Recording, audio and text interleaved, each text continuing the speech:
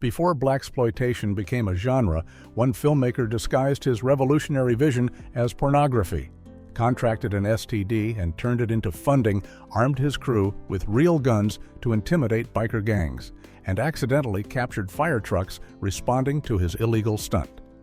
Sweetback's story is stranger than the film itself. Fact 1.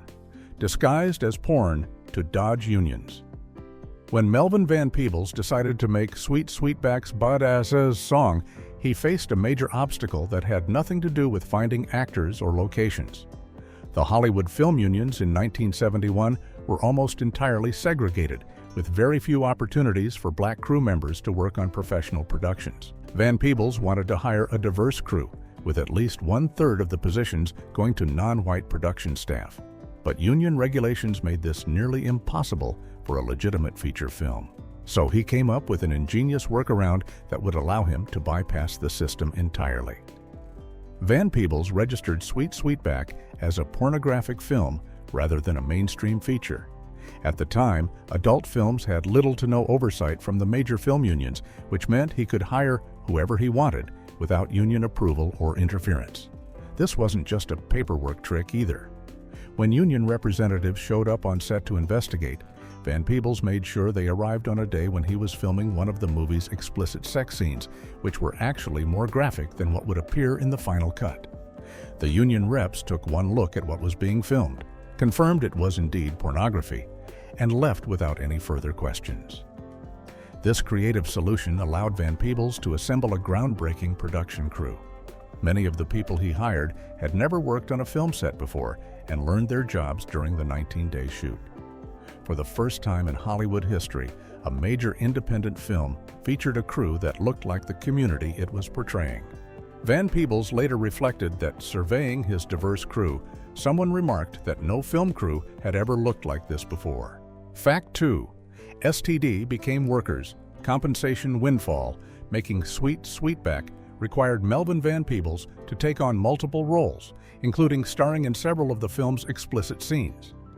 But the dedication to authenticity came with an unexpected cost that Van Peebles somehow managed to turn into a financial opportunity. During the filming of one of the unsimulated sex scenes, Van Peebles contracted gonorrhea from one of the actresses on set. Rather than simply seeking treatment and moving on, he saw a way to keep his struggling production afloat. Van Peebles filed for workers' compensation with the Directors Guild of America, arguing that he had been injured on the job. His logic was straightforward and technically accurate. He was the director, producer, and star of the film, and he had contracted a medical condition while performing, duties required for the production.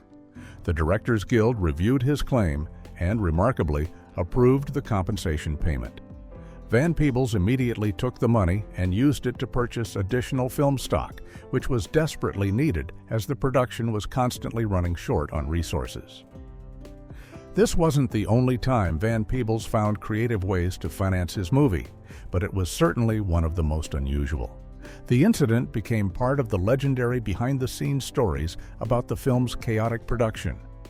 His son, Mario Van Peebles, later recounted this story when discussing his father's determination to complete the film by any means necessary. It perfectly captured Melvin Van Peebles' resourcefulness and his willingness to exploit every possible avenue to keep Sweetback moving forward, even when it meant turning a health crisis into a production asset.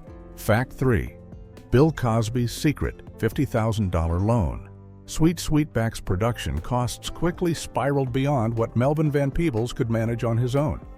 He had invested everything he earned from directing his previous film, Watermelon Man, into this independent project, but it still wasn't enough to complete post-production. With no studio backing and mounting expenses, Van Peebles needed a significant cash infusion, or the film would remain unfinished. That's when he reached out to Bill Cosby, who was already a major star in 1971. Cosby agreed to loan Van Peebles $50,000 to finish Sweetback, but the terms were remarkably generous and unusual for Hollywood. Cosby didn't want any equity in the film or a percentage of the profits. He wasn't interested in becoming a producer or having his name attached to the controversial project. According to Van Peebles, Cosby simply wanted the original loan amount returned after the film made money, with no interest charges and no strings attached. It was essentially a friend helping another artist complete an important work. This financial support proved crucial because Sweetback went on to become one of the most profitable independent films of its era, eventually grossing over $15 million against its roughly $500,000 budget. Van Peebles was able to repay Cosby's loan in full. The gesture was particularly significant because major studios had refused to finance the film, viewing it as too risky and too radical. Cosby's willingness to step in when no one else would help ensure that this groundbreaking film made it to theaters and changed the landscape of black cinema forever. Fact 4. Son's controversial screen debut. At 13, the opening scene of Sweetback depicts the title character as a young boy being sexually initiated by an adult prostitute at the brothel where he lives. This wasn't just controversial for its content, but also for who played the role. Melvin Van Peebles cast his own son, Mario, who was only 13 years old at the time of filming, to portray young Sweetback in this scene. While the scene was simulated rather than real, it still involved a minor in a sexual context with an adult actress. The decision created immediate problems that continued for decades. When the film was initially released in the United States in 1971, it received an X rating, partly due to this opening sequence. Years later, when British distributors wanted to release Sweetback on DVD in 2005, they ran into legal obstacles. Van Peebles had initially told British censors in 1998 that an 18-year-old named Hubert Scales played young Sweetback, and the film was approved.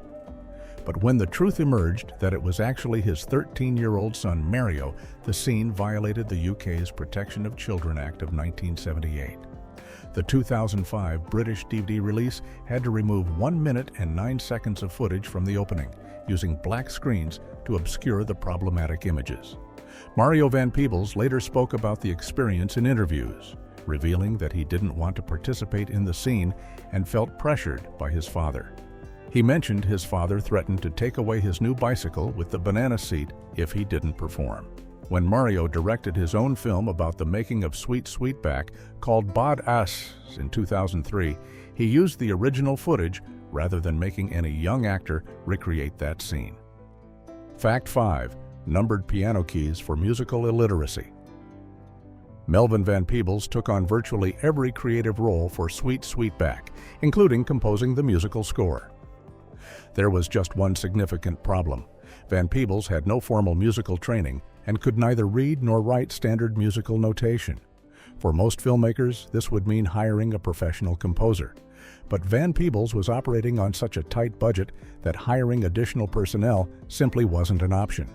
So he developed his own system that allowed him to create music despite his lack of traditional skills. Van Peebles took a piano and numbered every single key across the keyboard. Instead of thinking in terms of notes like C, D, or E flat, he memorized his melodies as sequences of numbers. When he composed a musical phrase he liked, he would write down the number sequence so he could remember and reproduce it later. This unconventional method allowed him to create the film's distinctive soundtrack, which combined hymn-based vocals with jazz and funk rhythms.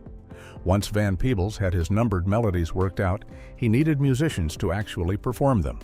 His secretary happened to be dating a member of a then unknown band called Earth, Wind & Fire, who were so broke at the time that they were all living together in a single apartment with barely any food. Van Peebles hired them to perform his compositions, projecting scenes from the film as they played so they could match the music to the visuals. The result was a groundbreaking soundtrack that pioneered techniques that would later become common in hip-hop sampling. Van Peebles understood that music wasn't just a secondary consideration, but a creative third dimension that could elevate the entire film. Fact 6. Earth, Wind & Fire's bounce check. When Melvin Van Peebles hired Earth, Wind & Fire to record the soundtrack for Sweetback, the band was at the very beginning of their career. They had just released their first album a couple months earlier and were struggling financially, all sharing one small apartment with hardly enough money for food. Van Peebles offered them $500 to perform the music he had composed, which seemed like a good opportunity for the hungry young musicians. They had no idea they were about to have serious trouble actually getting paid. After Earth, Wind & Fire completed their work on the soundtrack, Van Peebles wrote them a check for the agreed-upon $500. But when band leader Maurice White tried to cash it, the check bounced. This wasn't just a one-time mistake either. According to White, the check bounced repeatedly, going back and forth as Van Peebles scrambled to keep his production afloat while dealing with constant cash flow problems. The band eventually did get their money, but it took considerable time and effort. Despite the payment troubles, the collaboration turned out to be incredibly valuable for Earth, Wind & Fire. Van Peebles made the unconventional decision to release the soundtrack album before the film premiered, using it as a marketing tool since he had no budget for traditional advertising. The Sweetback soundtrack ended up reaching number 13 on the Billboard charts, giving the unknown band significant exposure. This helped launch Earth, Wind & Fire toward the superstardom they would achieve later in the decade. Maurice White confirmed the bounced check story years later when interviewed for the documentary about the making of the film, showing he could laugh about it once the band had found success. Fact 7. Accidental fire department footage. During the production of Sweetback, Melvin Van Peebles planned a scene that required setting a car on fire. He knew he needed a permit from the city to legally film this dangerous stunt, so he went through the proper channels and obtained the necessary paperwork. The problem was timing. He got the permit approved on a Friday, but the city offices hadn't finished processing and filing all the documentation by the time he was scheduled to shoot the scene that same weekend. Van Peebles decided to go ahead and film the car fire scene anyway, figuring the permit was technically approved, even if not fully filed. His crew set up the shot, ignited the vehicle, and started filming. Everything was going according to plan until the Los Angeles Fire Department showed up unexpectedly. Because the permit hadn't been officially filed yet, there was no record in the system that this was a controlled film production. The firefighters arrived thinking they were responding to an actual emergency car fire. Rather than stopping production or trying to explain the situation, Van Peebles made a split-second decision that perfectly captured his guerrilla filmmaking approach. He simply kept the cameras rolling as the fire trucks pulled up and firefighters rushed to the scene. He captured all of it on film and decided to include the footage in the final cut of Sweetback. The scene remains in the finished movie, with the fire department's unplanned appearance adding an unexpected layer of realism to the sequence. It was just another example of Van Peebles' ability to turn production problems and limitations into creative opportunities, taking whatever reality gave him and incorporating it into his vision. Fact 8. Armed standoff with Hell's Angels. Melvin Van Peebles hired members of the Hell's Angels motorcycle gang to appear as extras in Sweetback, portraying themselves in a scene where Sweetback encounters bikers while on the run. The collaboration started smoothly enough, but tensions escalated quickly during the actual filming. At some point during the shoot, one of the Hell's Angels told Van Peebles that the bikers wanted to leave early, even though they were being paid to stay until the scene was completed. Van Peebles firmly told the biker that they had been paid to shoot until the scene was finished, and that's exactly what they were going to do. The biker didn't appreciate being told what to do. In an act of intimidation, he pulled out a knife and started slowly cleaning his fingernails with it, making it clear this was a threat. The situation was on the verge of turning violent. Van Peebles could have backed down, but instead he responded with an even bolder move. Van Peebles snapped his fingers, and suddenly several of his armed crew members appeared with their sights aimed directly at the biker. The production crew had been carrying weapons because making a non-union film was genuinely dangerous, and they needed protection in case things went wrong. The Hell's Angels quickly realized they were outgunned and decided that staying to finish the scene was actually a pretty good idea. They completed their work without any further incidents. This confrontation became one of the most memorable behind-the-scenes stories from the production. It demonstrated Van Peebles' determination to complete his film no matter what obstacles appeared, whether they came from Hollywood studios, union regulations, or armed motorcycle gang members who wanted to leave early. Fact 9. Bridge jump repeated 9 times Sweetback required Melvin Van Peebles to perform his own stunts because the production couldn't afford to hire professional stunt performers. Most of these stunts were challenging, but one in particular pushed Van Peebles to his physical limits. The script called for Sweetback to jump off a bridge during his escape from police, and Van Peebles would have to do it himself. He hoped to complete the dangerous stunt in a single take, get the shot they needed, and move on to the next scene. Van Peebles climbed to the required height, made his leap, and executed the jump successfully. But when he climbed back up to check with his director of photography, Bob Maxwell, he received disappointing news. Maxwell told him the shot was fine, but they should do it again to make sure they captured it perfectly. So Van Peebles climbed back up and jumped again, and again, and again. By the time Maxwell was finally satisfied with the footage, Van Peebles had performed the bridge jump 9 complete times. Each jump carried the risk of injury and the physical toll of repeatedly climbing back up and throwing himself off the bridge was exhausting. But Van Peebles understood that if the shot didn't look right, all those jumps would be worthless. He needed footage that would work in the final film. This dedication to getting the perfect shot, even when it meant putting himself through physical punishment, exemplified Van Peebles' approach to the entire production. He was director, star, producer, and stuntman all at once, and he pushed himself as hard as he pushed everyone else on the crew. The bridge jump became a symbol of his relentless commitment to completing Sweetback exactly as he envisioned it. Fact 10. Real gun in prop box near disaster. The Sweetback production maintained an unusual level of security because filming a non-union independent movie could be genuinely dangerous. Melvin Van Peebles and several key crew members carried real firearms for protection throughout the shoot. This created a situation that nearly led to disaster during one particular scene. Van Peebles went to retrieve his gun one day and couldn't find it anywhere. After searching, he discovered that someone had unknowingly placed his actual loaded weapon into the prop box alongside the fake guns used for filming. This mix-up became terrifying when they prepared to film a scene where the character Beetle is interrogated by police officers. In this sequence, the cops fire a gun directly next to both of Beetle's ears as a torture method, permanently deafening him. The scene required using what everyone assumed was a prop gun loaded with blanks. But with Van Peebles' real firearm now mixed in with the props, there was a genuine possibility that someone might grab the wrong gun. The entire crew realized the danger. If someone picked up the real gun instead of the prop and fired it next to the actor's ear, the consequences could be catastrophic. They carefully sorted through the weapons, making absolutely certain they identified which gun was real and which was the prop before filming the scene. Fortunately, they chose correctly, and the scene was completed without incident. The actor playing Beetle wasn't actually harmed, though his character suffers permanent hearing loss in the film. This close call highlighted just how chaotic and dangerous the Sweetback production really was. The same elements that gave Van Peebles creative freedom also created situations where serious accidents could easily occur. Fact 11. 19-day shooting to prevent continuity errors.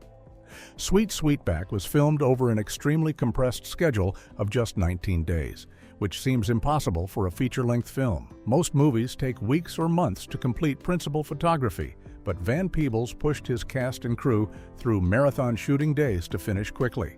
While budget constraints certainly played a role in this decision, Van Peebles had another very specific reason for maintaining such a rapid pace. The majority of his cast were not professional actors.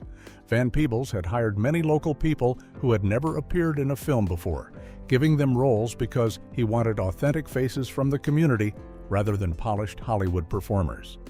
These amateur actors were perfect for capturing the raw reality Van Peebles wanted on screen, but they created a unique continuity challenge.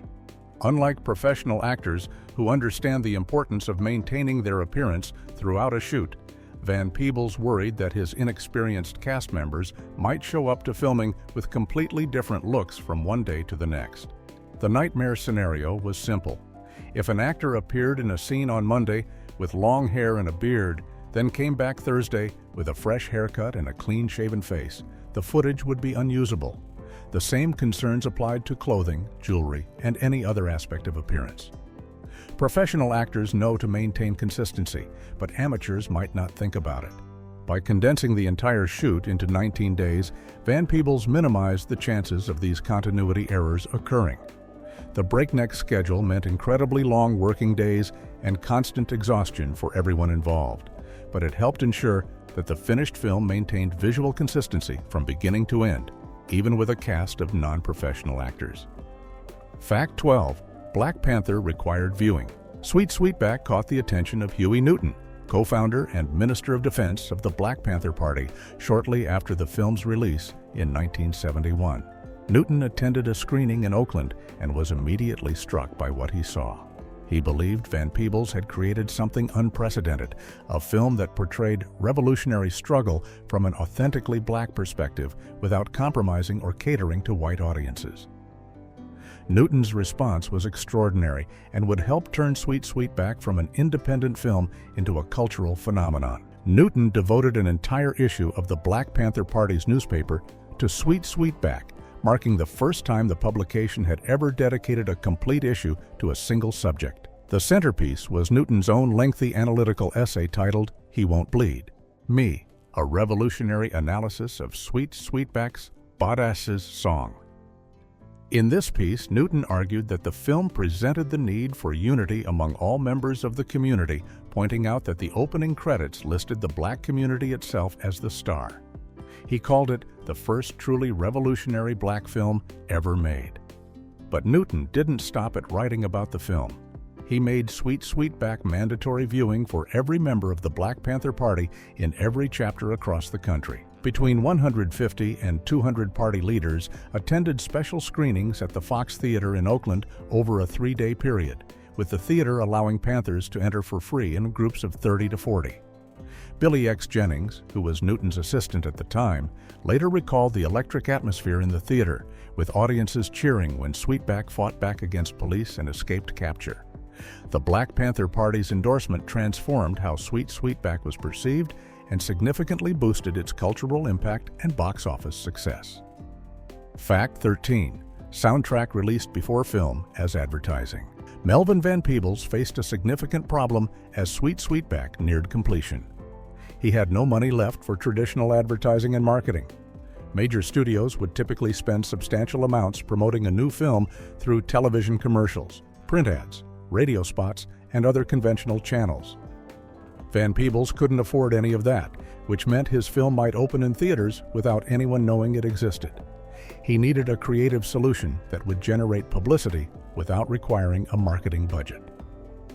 Van Peebles realized that music could serve as his advertising. At the time in 1971, film soundtracks were typically released months after a movie premiered in theaters. Even musicals followed this pattern, with the album coming out long after audiences had already seen the film.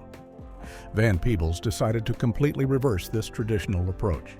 He released the Sweetback soundtrack album before the movie opened, using the music itself to build awareness and generate word-of-mouth excitement. The strategy worked brilliantly.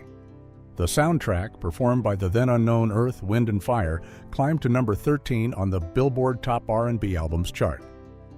Radio stations played tracks from the album. DJs talked about it, and people started asking questions about this mysterious movie called Sweetback's Baadasssss song that hadn't even been released yet. By the time the film actually opened in theaters, Van Peebles had created genuine buzz and anticipation without spending money on traditional advertising. This pioneering approach influenced how movies and music would work together for decades afterward. Van Peebles demonstrated that a soundtrack could function as both artistic expression and marketing tool, paving the way for future collaborations between filmmakers and musicians. Fact 14. Only 2 theaters initially showed it. When Sweetback was finally ready for release in March of 1971, Melvin Van Peebles faced the harsh reality that almost no theater chains wanted to show his controversial X-rated independent film. After all his struggles to complete the movie, he could only secure bookings at 2 theaters in the entire United States. One was the Grand Circus Theater in Detroit, and the other was the Coronet Theater in Atlanta. Van Peebles' entire financial future and artistic vision depended on what happened during those first screenings. The film opened in Detroit on March 31, 1971, and something remarkable happened. Despite having no traditional advertising campaign and being completely unknown, Sweetback broke all existing box office records at the Grand Circus Theater on its very first night. This success came purely from the strength of the title itself and word of mouth from the soundtrack. Nobody had actually seen the film yet, but the provocative title Sweetback's Baadasssss song was enough to draw curious audiences. Van Peebles later recalled that by the second day, people were taking their lunch breaks and sitting through the film 3 times in a row. The movie grossed $70,000 in its first week in Detroit alone. One story from the Detroit opening became legendary. The initial screening was nearly empty, and the theater owners were ready to pull the film and cancel the second showing. But a lone Black Panther who attended that first screening brought a massive crowd back with him, filling the theater and launching the film's success. Within months, Sweetback expanded from those 2 initial theaters to widespread distribution, eventually grossing over $15 million and becoming one of the most profitable independent films in history. Fact 15. Selected for preservation 50 years later. Nearly 5 decades after its controversial premiere, Sweetback's Baadasssss song received one of the highest honors in American cinema. In 2020, the Library of Congress selected the film for preservation in the United States National Film Registry. This designation is reserved for motion pictures deemed culturally, historically, or aesthetically significant to the nation's film heritage. Only 25 films are chosen each year from the more than 1.3 million films in the library's collection, making inclusion extremely selective. The 2020 selections represented a record year for diversity, with 10 films directed by women and 7 by filmmakers of color. Librarian of Congress Carla Hayden explained that the goal wasn't to set records, but rather to set the record straight by spotlighting contributions that had often been overlooked despite overwhelming obstacles. Sweetback joined that year's class alongside films like The Dark Knight, Shrek, Grease, and A Clockwork Orange. The official recognition acknowledged what film scholars had understood for years. Stephen Higgins, writing for the Museum of Modern Art, noted it would be difficult to underestimate Van Peebles' achievement in producing, directing, writing, scoring, and starring in the film while also financing it himself. Not since Oscar Micheaux had an African-American filmmaker taken such complete creative control, creating a work so deeply connected to personal and cultural reality that the white critical establishment was bewildered upon its release.